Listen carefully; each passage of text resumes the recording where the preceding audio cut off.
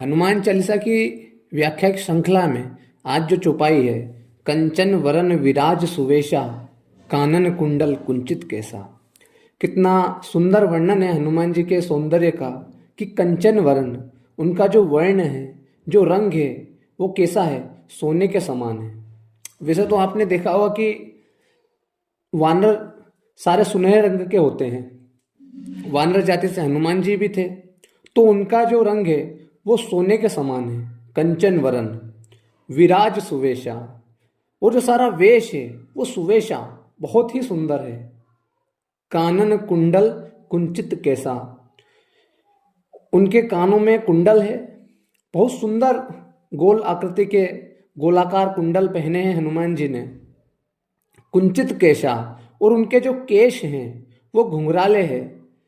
कंचन वरण विराज सुवेशा, कानन कुंडल कुंचित केसा। अब ये जो रूप है हनुमान जी का, बड़ा ही अड़हल रूप है, वनवासी रूप है। आपने देखे हो कभी तो जो वनवासी युवक होते हैं उनमें ऐसी ही मस्ती ही, ऐसा ही प्राकृतिक सौंदर्य देखने को मिलता है। कोई बाहरी चीज नहीं ऐसी नहीं होती जो कृत्रिम हो, बनावटी हो, एकदम सहज और सरल में रहने वाले।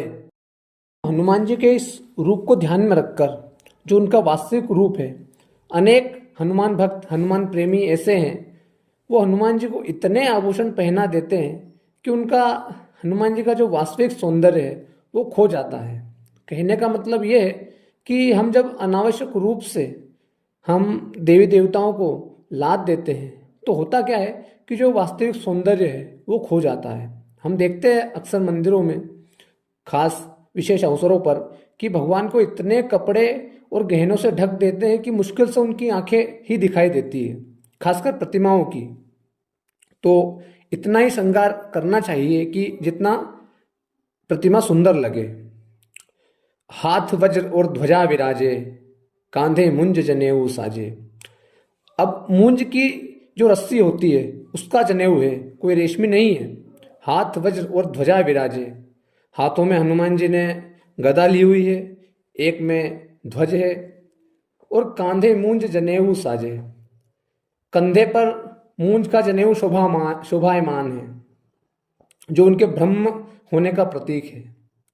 ब्राह्मण जनेऊ धारण करता है। ब्राह्मण कौन? जो हर समय ब्रह्म में रमण करता है, हर समय ईश्वरीय भाव में रहता है, वही ब्राह्मण है और कोई नहीं। तो आज जो ये दो चौपाई का वर्णन है, आप इसका ही आनंद लें। जय श्री राम। शेष चौपाइयाँ आगे।